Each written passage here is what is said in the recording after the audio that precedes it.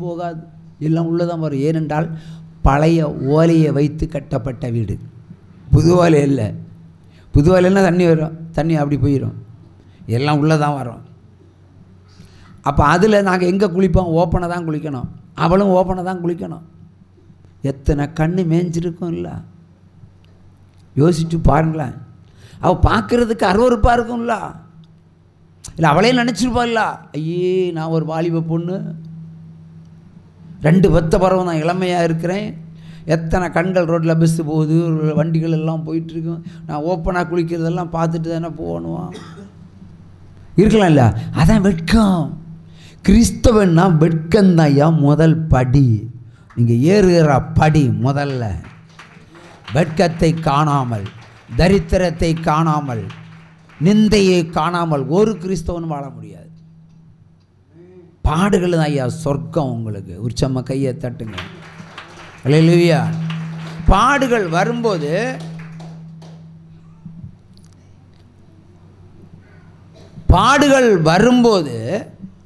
ஹாப்பியாக இருங்களேன். இப்போ பணம் தந்தால் மட்டும்தான் ஹாப்பியா? பாடு வந்தால் ஹாப்பியாக இருக்க முடியாதா? பிலிப்பு 4 என்ன சொல்லுது? எப்பொழுதும் கர்த்தருக்குள்ள சந்தோஷமாயிரு, எப்பொழுதும் கர்த்தருக்குள்ள சந்தோஷமாயிரு. அப்படி தானே வசனம், அப்படி தானே சொல்லுது. அப்போ நமக்கு இப்போ அவங்க பாருங்கள், புருஷனை இழந்திருக்காங்க, சந்தோஷமாக சாட்சி சொல்கிறாங்க. இது உலகத்தில் எங்கேயாவது நடக்குமா? புதைச்ச நாள் ஆச்சு சார்,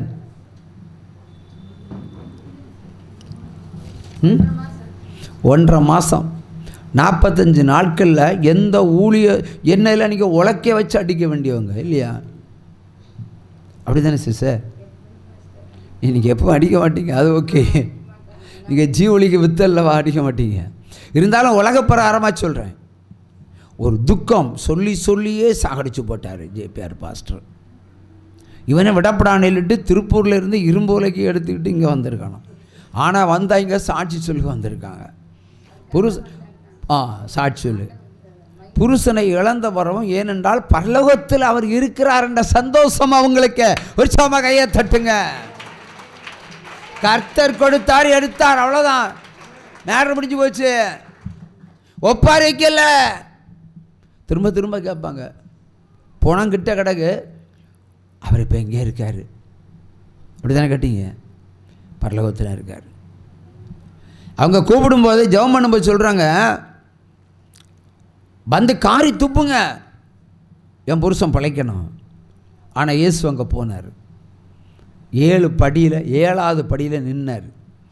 நான் சொன்னேன், அதுக்கு மேலே அவர் வரல, புருஷன் எடுத்துருவார். ஏதாவது தீர்க்கமாக ஊழியக்காரன் இப்படி சொல்ல முடியுமா? சொல்ல முடியாது. இந்த ஊழியம் செய்யுது 7 படி, அதுக்கு மேலே வரமாட்டார், மூச்சு இருக்கான்னு பாரு, அவ்வளோதான். திரும்ப போயிட்டார். ஆனால் சொன்னேன், பரலோகத்துக்கு கூட்டிகிட்டு போயிட்டார். பாருங்கள், பரலோகத்துக்கு கூட்டிகிட்டு போகிறதுக்கே ஆண்டவர் வந்திருக்கிறார். உற்சம கையை தட்டுங்க. உங்களையும் இந்த உலகத்தில் இருந்து எடுக்கிறது ஆண்டவராகத்தான் இருக்கணும். இந்த இது ஒன்று வருமே, ஒரு கடா எருமைன்னா யமன்னு சொல்லுவாங்க இல்லையா? நம்ம யமனுக்கே மணி கட்டுற ஆள். கையை தட்டுங்கள. உட்காருங்க சார். தாவீது சொல்லுவான், என்ன வந்தாலும் எது நடந்தாலும் நான் கர்த்தரை ஸ்தோத்திருப்பேன். புருஷன் இழந்த போகிறவங்க கூட, வாழ்க்கை இழந்த போகிறவங்க கூட, அடுத்த கட்டம் என்ன செய்ய முடியும்னு தெரியாத சூழ்நிலை, பிணத்தை புதைக்கிறதுக்கு ஒரு இடம் கூட இல்லை, நிலம் கூட கிடையாது. கர்த்தரை நம்பினால் கோணலானவை நேராகணும், கரடானவை சமமாகணும். கோணலானவை நேராகணும், கரடானவை சமமாகணும். ராஜா இயேசு வருகிறார், எதிர்கொண்டு செல்லுவோம். பள்ளங்கள் எல்லாம் நிரம்பிட வேண்டும், மலைகள் குன்றுகள் பெயர்த்திட வேண்டும். கோணலானவை நேராகணும், கரடானவை சமமாகணும். ஆமென் சொல்லுங்க. அல்லேலூயா. தேவன் எல்லாவற்றையும் பார்க்கிற தேவன். ஒரு சிங்கிள் ரூபா கூட இல்லாமல் கிறிஸ்தவ முறைப்படி அந்த பிணம் அவருடைய புருஷனுடைய சடங்கு, உறவுக்காரங்க அத்தனை பேரும் விற்கிறாங்க. இப்போ என்ன பண்ணுவாங்க? என் தம்பியை நான் இப்படி தான் பண்ணுவேன், என் அண்ணனை இப்படி தான் அடக்கம் பண்ணுவேன், இல்லை சுடுவேன். ஆனால் இவங்களுடைய விசுவாசம் மகா பெரியது. கிறிஸ்தவ முறைப்படி தான் அடக்கம் செய்யப்பட வேண்டும். ஆனால் கையில் ஒன்றுமே கிடையாது. எல்லாவற்றையும் ஆயத்தம் பண்ணுகிற தேவன் நம்மோட கூட நடக்கிறார், இருக்கிறார் என்பதை அறிந்து கொள்ளுங்கள். ஆனாலும் கர்த்தருக்கு இவர்கள் மேல் ஒரு கோபம் உண்டு. என்ன கோபம் சிஸ்டர்? அது விடுவோம். எப்பொழுதும் பாயசம் குடித்தா ஒரு மாதிரி தான் இருக்கும். மக சொல்லுவா, அது நீங்களே சொல்லுங்க, உங்கள் ரத்தம் இல்லை சொல்லுங்க.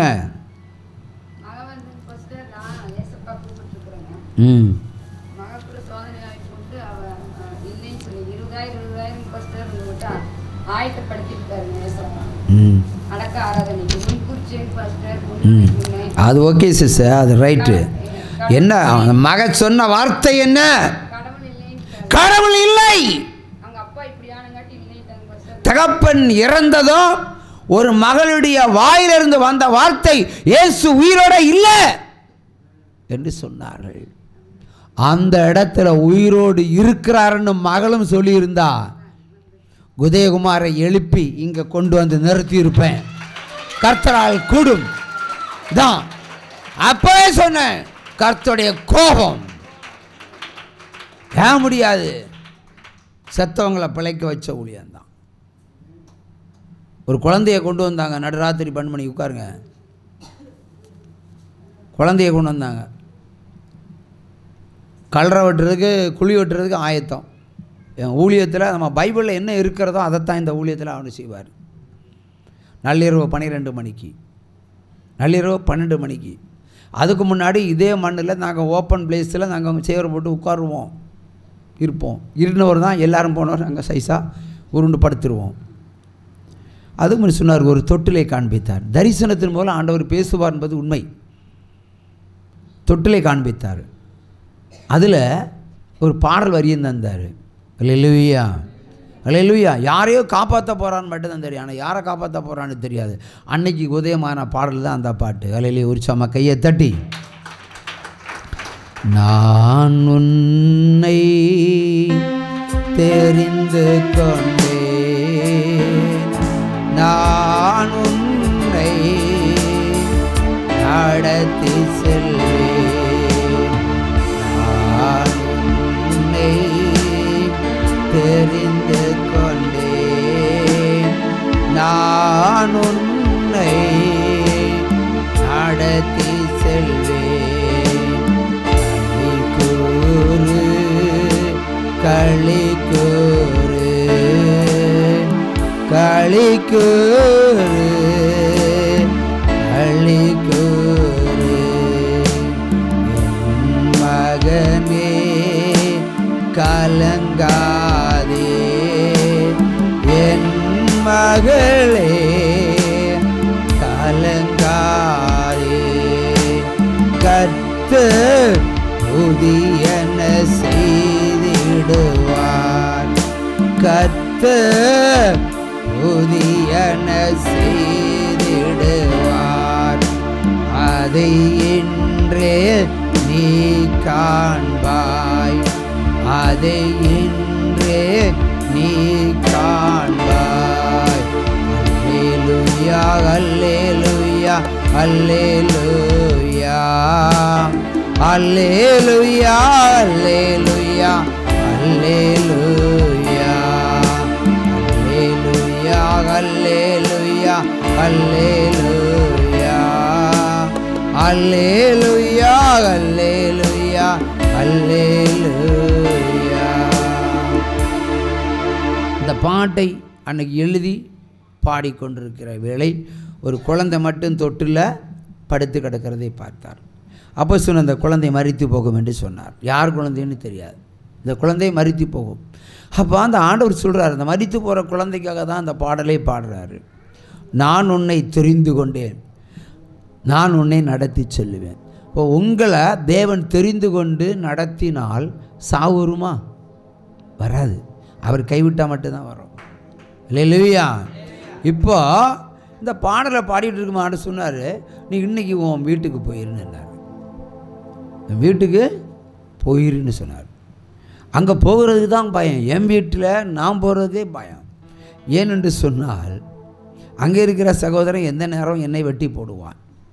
அவனுடைய மனைவி சொல்லுவாள், நீ ஒரு கள்ள தீர்க்கதரிசி. ஒரு கைத்தட்டு கொடுங்க.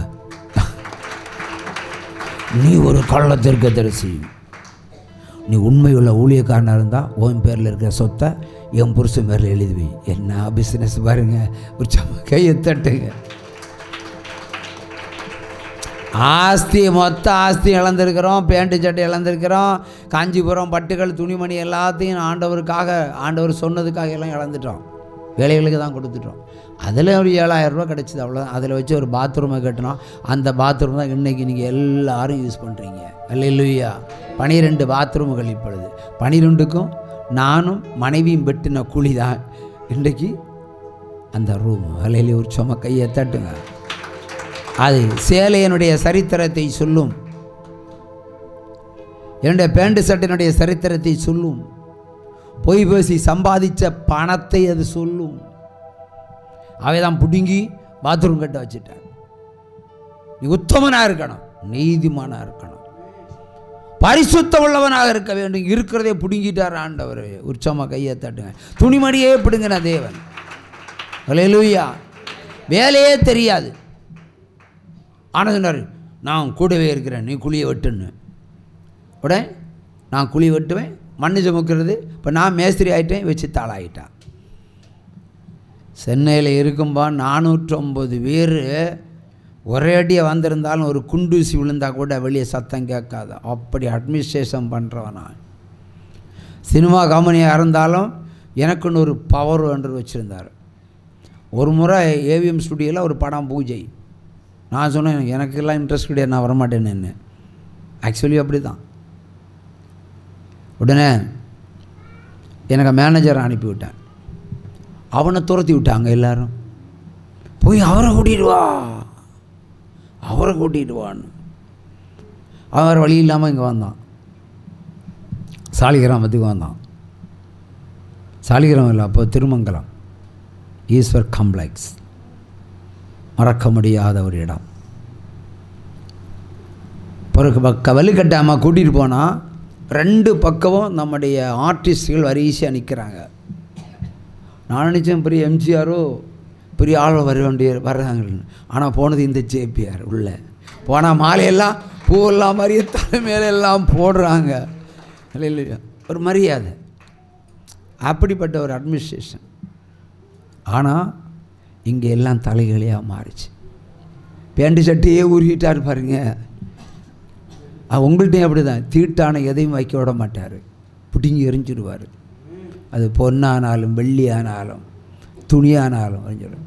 இல்லைன்னா இங்கே பரிசுத்தம் பண்ணி பயன்படுத்தணும். இல்லையே? ஒரு சும்மா கையை தட்டுங்க. எங்களை அப்படி தான் பயன்படுத்தணும். அன்று வீட்டுக்கு போக சொன்னால், வீட்டுக்கு ஆண்டவர் சொன்னனால வீட்டுக்கு போனோம். ஆகவே 12 மணி வரைக்கும் ஜோம் பண்ணிட்டுருப்போம். விடிய ஜோபந்தான் பண்ணுவோம். அப்போ ஜோம் பண்ணிருக்கும்போது திடீரென்று ஒரு அழுகுரல் கேட்கிறது. அதைத் தொடர்ந்து ஒப்பாரி கேட்கிறது. அதைத் தொடர்ந்து மின்சாரம் போகிறது. கும்மிருட்டில் இவ்வளோ ஒப்பாரி வைத்து ஒருவன் வருகிறான். ஒரு தகப்பன் வருகிறான். அந்த தகப்பனுடைய தாயினுடைய கரத்தில் குழந்தை இருக்குது. அந்த சகோதரன் ஒரு குடிகாரன். அந்த குடிகாரன் எனக்கிட்ட பக்கத்தில் வந்ததுமே 2 கையையும் வச்சு அவன் தன்னுடைய நெஞ்சில் இடிப்பான். டொப்பு டொப்புன்னு இடிப்பான். இடிச்சுக்கிட்டு அப்படியே மண்ணில் கடந்து உருளுவான். அப்புறமா எழும்புவான். பிள்ளையை பிடிச்சி உலுக்கி பார்ப்பான், பொழைச்சிருக்கா இல்லையான்னு. பிழைக்கல. உடம்பு ஆறி வச்சு மறுபடியும் ஒரு ஆளாகும். செய்வதறியாமல் திகைத்து நின்ற வேளை கர்த்தர் சொல்லுகிறார், நான் இந்த குழந்தைக்கு ஜீவனை கொடுப்பேன் என்று சொல்லி தான் செய்வார். எல்லாமே எதேச்சை நடக்கிறதல்ல, எதேச்சை நடக்கிறதல்ல. எதேச்சை நடக்கலாம் இன்சிடெண்ட்டு, ஆக்சிடெண்ட், அவ்வளோதான். அப்படி சொன்னார், உயிரை கொடுப்பேன்னு. எனக்கு சர்ப்ரைஸாக இருந்தது. அவன் நான் விசுவசிக்கிறேன். ஏனென்று சொன்னால் எனக்கும் உயிரை கொடுத்தது அவர் தானே. நான் வியாதிப்பட்டோன்னு படுக்கலை, கடன்பட்டு இருந்தேன். ஆனாலும் என்னை ஆர்சி மதத்திலிருந்து தூக்கி அபிஷேகம் பண்ணி தேவனை முகமுகமாய் பார்க்கும்படி. மோசை கூட என்ன பண்ணான், ஒரு சாயலை தான் பார்த்தான். முகமுகமாய் பார்க்கும்படி கிருபை செய்து என்னோடு பயணப்பட்ட தேவன். அல்லேலூயா. ஏன் இந்த குழந்தைக்கு உயிர் கொடுக்க முடியாது? கொடுக்க முடியும். ஆனால் ஜெபிக்க தெரியாது. ஜெபிக்க ஆக்சுவலி தெரியாது. அவள் அல்லேலூயா சொல்லி அப்படி ஜெபம் பண்ணுவோம். எனக்கு ஒன்றும் வராது. நம்ம ஆர்சி பாணியில் தானே ஜெபம் பண்ணுவோம். ஆர்சி ஆண்டவரே இப்படியா குழந்தைய குணம் ஆக்கணும். அப்போ அவர் சொல்லுகிறாரு, பைபிளில் ஒரு வசனத்தை எனக்கு கோடு போட்டு காட்டுறாரு. தரிசனம், என் மகள் இப்பொழுதுதான் மரித்து போனாள், இப்பொழுதுதான் மரித்து போனாள். ஆனாலும் நீர் வந்து சிரசில் கரம் வையும், அப்பொழுது அவள் பழைப்பாள். இந்த வசனம் எங்கே இருக்குன்னு எனக்கும் தெரியாது. ஆனால் அன்னைக்கு அப்படி தான் சொன்னார். அவள் இப்படி ஒரு வசனம் இருக்கான்னு இவள்கிட்ட கேட்குறேன். இருக்குன்னு சொன்னார். அப்போ என்ன, ஆயத்தப்பட வேண்டியதான். உடனே முழங்கால் படிக்கிட்டாச்சு, குழந்தைய எடுத்து கட்டத்தியாச்சு, எண்ணெய் எல்லாம் எடுத்து பூசி. நான் எண்ணெய் பூசுகிற பழக்கமாக நமக்கு. ஏண்டா பைபிளில் யாக்கோபில் சொல்லப்பட்டிருக்கிறது, நீ வியாதிப்பட்டிருந்தால் சபை மூப்பனை அழைத்து எண்ணெய் பூசி ஜெபிப்பாயாக சொல்லப்படுகிறது. உச்சமாக கையை தட்டுங்க. நான் எண்ணெய் பூசி ஜெபிக்க ஆரம்பித்தோம். ஜீவனை கொடுக்கும்போது ஜோம் பண்ணும்போது ஆண்டவர் காண்பித்த முதல் வேலை என்னென்னா, அந்த குழந்தையினுடைய தாயினுடைய பாவத்தை காண்பித்தார். கையை தட்டுங்க. பாருங்கள், ஒரு விடுதலைக்கு பின்னாடி என்ன இருக்குது? ஒரு பாவம் இருக்கிறது. அதை கழுவுனா தான் குணமாக்குவார். அப்போ பாவத்தை காண்பித்தார். பெத்ததாய்